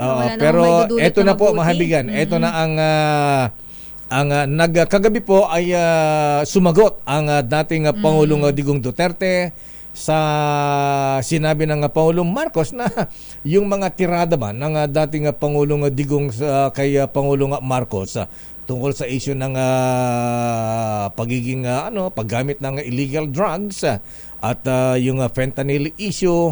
Ayan, bumanat uli ang dating Pangulong Digong. At ang ready na ba, Miss Nicole, yung mga birada ng dating Pangulong Digong na naman? Ito in-interview yata ng SMNI Akala ko off the air ng SMNI. Sa online lang naman. Online. Ayan. Tsaka nakita din natin sa Davao Today, isang online platform din. Ayan. Ito po ay hindi pa yata lumalabas sa Metro Manila pero sa bagay, lumabas na rin sa kay Pastor Kibuloy. Sa SMN. Pero online, hindi sa... Sa online to kayo. Wala namang sila sa online. Ayan. Ito po mahabigan ang bagong... naku, Diyos ko. Baka mahulog sa higaan si Pangulong Marcos pagka narinig na naman. Pagod pa ang presidente natin lakay mula sa Vietnam trip. Ayan. Ay, nako. Ang sabi po ng dating Pangulong Digong Duterte, ayan, Pakibati mo na happy birthday si Elmer Ngo. Ayan. Okay, parang Elmer, happy birthday ng Cherry Looms. Ayan. Si ating Cecil C. Ayan, from Kuya Edmond C. O ating Cecil, happy birthday. At of course, kay ating Hasmin De Leon. O Kuyang Ed Tolentino ng BIR. Kuyang Attorney Jong Onya Jr. ng Saigon Lads. At siyempre, aming dating bossing. Batiin ko daw ulit baka sakaling makaramdam at magpainom ng Fundador Super Special. Engineer Felix Lumabas, Engineer, happy birthday po. Ayan, naghintay po ang mga Anito Boys, Halina Boys, Vinta Boys at Acacia Boys kung saan daw po ang celebration. Happy birthday pa kay Jerry Dada Pelayo ng Alapan 1 Imos Cavite mula kay Raymond Dadpaas. Standby Edniel Parosa, standby Val Gonzales, standby Boy Gonzales. Senator Gringo, nakikinig ka pa ba? Ayan, nako, eto na po Senator Gringo ang banat na naman ng bulkan diyan sa Davao. Pasabog kaninang kagabi. Kagabi to. Alas 10 yata ng gabi, lakay kagabi yan. Naku, Diyos ko, ha? Ito po mahabigan ang sagot ng dating Pangulong Digong tungkol sa paggamit niya ng fentanyl. Mabuhay ang Kalibapi, kapisanan ng lingkod ng bagong lipunan. Ayan, grupo ng mga collaborators noong Japanese period. Anyway, sandali, ba't ba napunta tayo dyan? Ito po mahabigan ang masakit na mukhang lumalala ang away talaga ng mga Marcos at Duterte. Ito po ang Bulkang Digong. Take it away. Fentanyl is a medical thing. It eases up the pain. Ngayon, yan nilalagay yan para to ease the pain. Pero nung na-opera na ako, okay na ako. And that was about 8 or 7 years ago. Shortly before I ran for the presidency. Magkaroon ako ng talagang masakit. Itong fentanyl po, Mr. President, it is prescribed by a doctor, may prescription yan. O ito yung fentanyl patch. Parang ganunin mo yan, malaki man yan, guntingin mo sa 4, ganon. Tapos, isa ito, it talks for about mga 6 hours, 7. Wala na, palitan mo na naman. And it is prescribed by the doctor. And kinuha ko yung aking fentanyl prescription drug doon sa pain center ng St. Luke's. At nalaala ko pa ang nagbigay sa akin noon si Dr. Javier. So I'm giving you the name and my doctor. Pagkatapos noon po, gumaling na ako, Mr. President. Hindi na ako nag-fentanyl. Hindi ko na kailangan eh. Ngayon, yan ang bumulta ka sa akin ng ganon. Tatatungin kita, yung cocaine, may prescription ba yan? Saan mo kinukuha yung supply mo? Alam ko ang tao nang dumadala sa dyan sa Malacanang yan.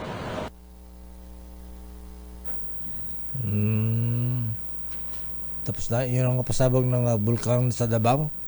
Baka medyo mahaba yata mahaba kasi lakay. May sinasabi pa na nag-apply daw ang Pangulong Marcos noon or si First Lady Lisa Araneta Marcos na maging Agriculture Secretary noong time ni Digong. Ayan, Pero, baka dun sa speech nila kay medyo mahaba to Lakay. Pero pinapanood hindi daw niya tinanggap. Ayan. Anyway, sige, babalikan natin yan Sister L. Standby June Dimakutak. Ay may latest tayo sa Davao, ha? Hindi bulkang sumasabog kundi baha. Oo, Lakay, kawawa yung ating mga kababayan dyan sa Davao. Pero sandali lang mga June Dimakutak, standby Edniel Parosa, standby Val Gonzales, standby Boy Gonzales. 2 hours ba yung press ko niya kagabi? Oo, Lakay, masyadong Grabe, mahaba So, himay-himayin muna natin. Sige. Ayan, sige. Balikan natin yan. Standby Miss Nicole Lopez. Mukhang wala na. Sulian na ng kandila ito. Away-away na. Kaya ba ni Inday Saro Duterte? Second gentleman, Apo Attorney Mansa Carpio, ha? Kaya bang ayusin niya ni Ateng, si Vice President Inday? Oras, Sister L. It's 9:50. Ang balitang ito ay hatid sa inyo ng ACS Manufacturing Corporation, ISO certified, maker of world-class quality Pride detergent. Ano pa yung sinabi ng dating Pangulong Digong si Mamayana? Report mo na kay June Dimakutak, bukod sa pag-aalburutan ng bulkang Digong. Sabi rito pakitanong naman kay Digong kung tsak siyang adik si BBM, ba't di niya pinahuli o pinatokhang? At bakit pumayag na Vice President lamang si Sara at sinuportahang maging presidente si BBM? Report mo lang sa Davao. Walang tigil na pag-ulan sa Davao Region, nagdulot ng landslide at pagbaha kagabi. 2 katao, nakakalungkot naman, natabunan dyan sa may Caraga, Davao Oriental. Detalye balita mo, RH19, June Dimakutak. June. Yes, Sister L and Mayor Lakay. Mag-alas 10 kagabi nang bumusuli ang manakanakang ulan na nagtuloy-tuloy na hanggang umaga ngayong Miyerkules. Ito yung continuous moderate rain shower. Sa Amati City, Davao Oriental, may naitalang landslide o mudflow sa bahagi ng Badas-Dawan Road. 10:23 naman kagabi, isa pang landslide ang naiulat na naganap sa Mati-Tarragona Road, Sitio Muñoz, Barangay Mayo, Mati City. May advisory mula sa DPWH na hindi passable for all types of vehicles sa nabanggit na mga lugar. Mayroon ding landslide incident sa bahagi ng Badas Zigzag Road approaching Bulalon View Deck. Hindi rin passable ang nasabing kalsada. Batay sa pahayag mula sa CDRMO Mati City, may mga inihanda ng heavy equipments na mag-assist sa mga landslide incident areas. Ang Bunol Kambagang Highway naman sa Combal area ay napuno rin ng putik dahilan ng mudflow. Sa Mount Diwata naman o Mount Diwalwal, Moncayo, Davao de Oro, sa barangay kung saan natabunan niya ang buong miyembro ng pamilya noong January 18, sa bahagi ng Sitio Dipo ng barangay Aper Ulit, may report din ng panibagong pagguho ng lupa sa lugar at dahil nga sa puno ng lupa ang kalsada, kasalukuyang hindi madaanan ng area na ito sa bahagi ng Purok 19. Subalit passable naman umano ang bahagi ng barangay Aper Ulit. Batay sa kanilang MDRRMO, may inilabas na memo order ang LGU Moncayo para sa forced evacuation ng mga residente sa lugar. Sa mga bayan naman ng Baganga, Katiil at Buston sa Davao Oriental, may mga reported ding landslide at baha since kahapon at sa patuloy na buhos ang ulan sa mga oras na ito. Mula pa kagabi, inasahang may mga landslide prone areas pa rin ang bumigay at kasalukuyang minomonitor ng ating mga MDRRMOs. Pinakukumpirma ko rin na ito si Sir L. Mayor Lakay sa MDRRMO ng Caraga. Ito reported na 2 mag-amang natabunan ng gumuhong lupa sa Sitio Panlaisan, Barangay Pichon, Caraga, Davao Oriental. Nabatid mula sa 10th Infantry Division Information Office na kahapong alas 7 ng umaga naganap ang insidente. Subalit, hanggang sa mga oras na ito, hindi magalaw yung area dahil sa patuloy na banta ng landslide at sa malakas pa ring buhos ng ulan. Ang mga biktima ay kinilalang sina Roger Mukalay Gambong, 37 years old, at Michael Mukalay Gambong, 9 years old. Yan ang ating patuloy ng mga updates mula sa Mindanao. RH19, June Dimakutak, tuloy-tuloy sa pagbabalita. Tuloy-tuloy na serbisyo. Sama-sama tayo, Pilipino. Maraming salamat, June Dimakutak. Ayan po. Humupa na ba ang bulkang Digong? Lupit na. Anyway, report sa Krame, Sister Ella. Ang kumalat naman na order sa Camp Krame na nagtatalaga kay Police Lieutenant General Michael John Dubria bilang number 2 man sa PNP. Binawi?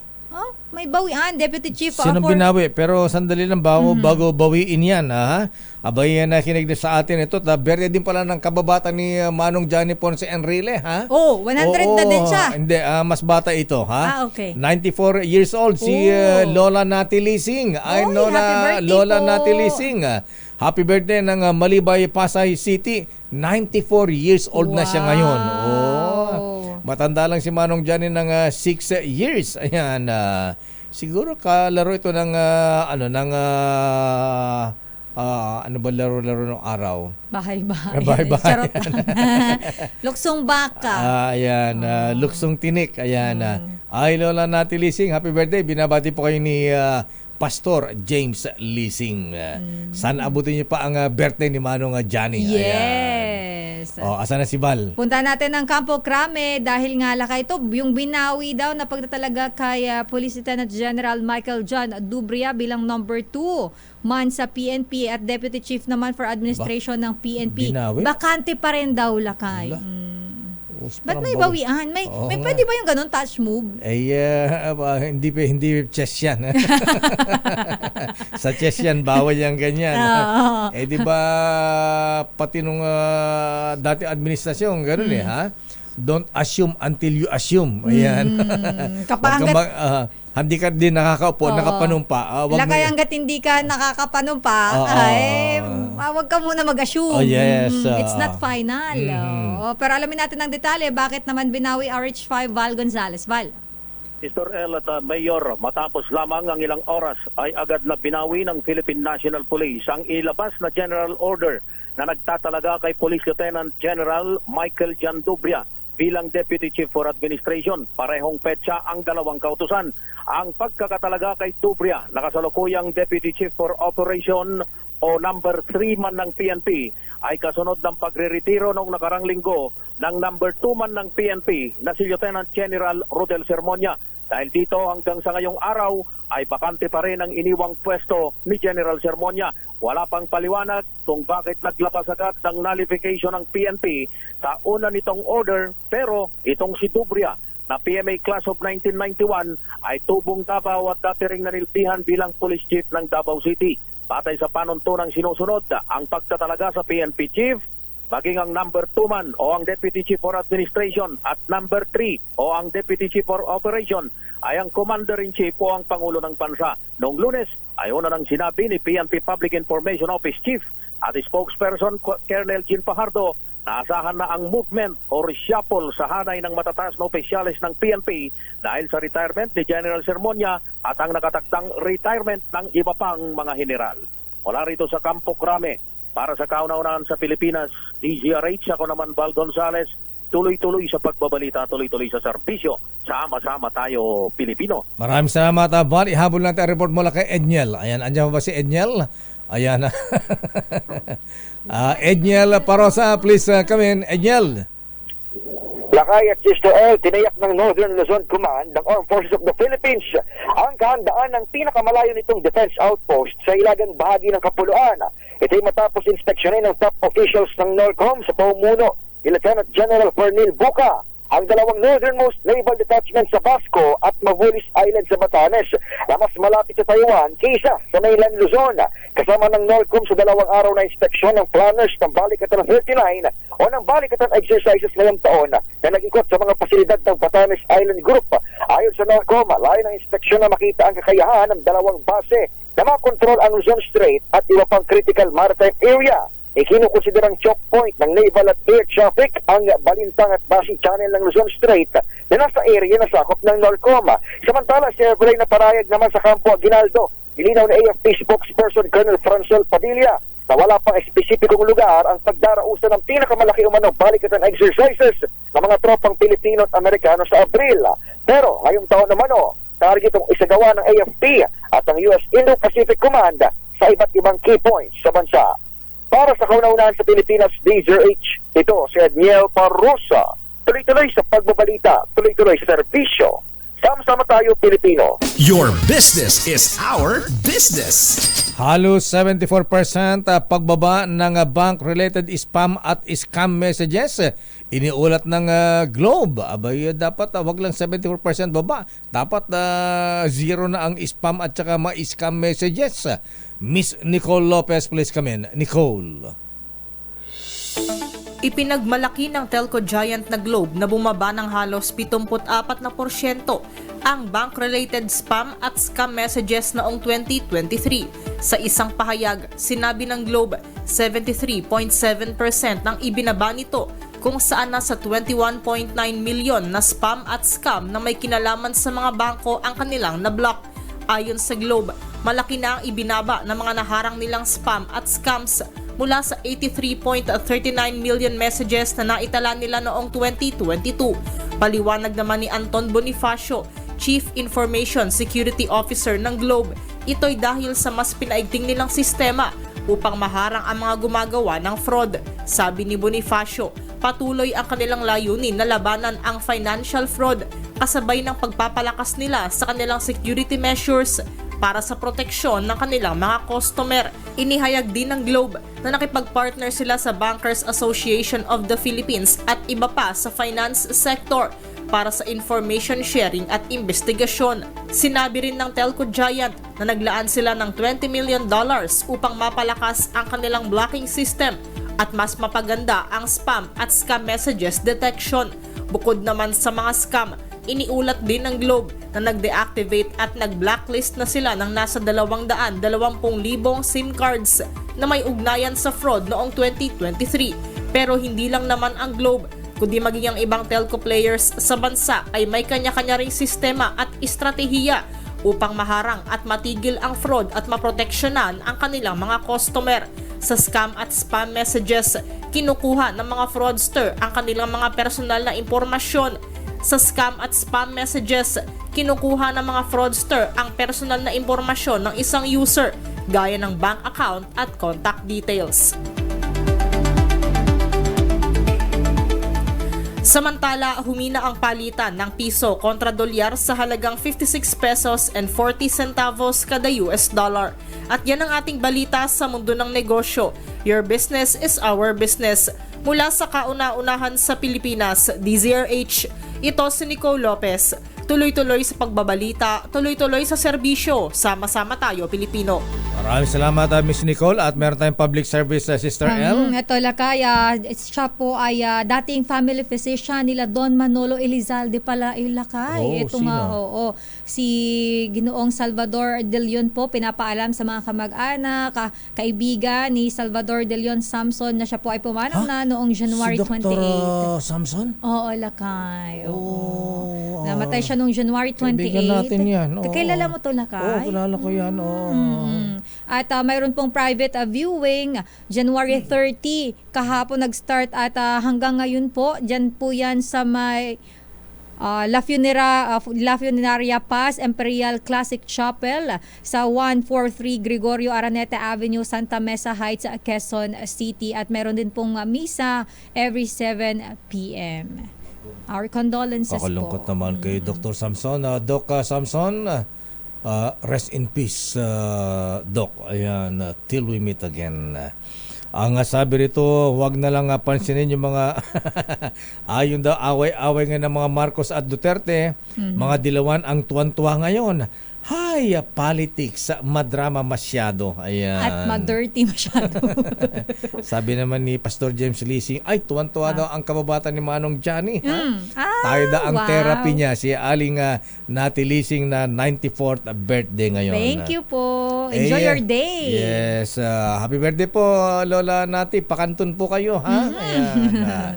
At para sa mga away-away sa politika, ayan, sana'y maresolba pa dahil kung hindi ay wala.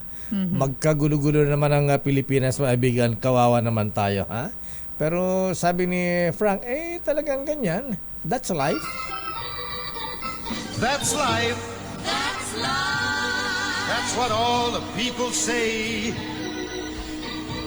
You're riding high in April, shot down in May.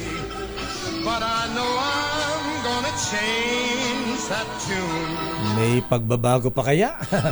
Sana maayos yan na Frankie. Old Blue Eye, Chairman of the Board. At yan na mahabian ng kabuuan natin palatuntunan ng damdaming bayan. Ako po si Deo Macalma. Sister L po, Elaine Apit. Stay safe everyone. God bless po. Ngayon po ay Miyerkules, Simbang Baklaran at Swell Day. At huling araw na po. Yes, huling sa buwan araw ng Enero. Ayan. Para sa mga magsisimba sa Baklaran po, mahabigan, ipanalangin natin ang mga leader ng bansa at ipanalangin natin ang ating bayan na sana po ay magkaayos-ayos sila at maayos ang ating bayan. Diyos ko po, Lord.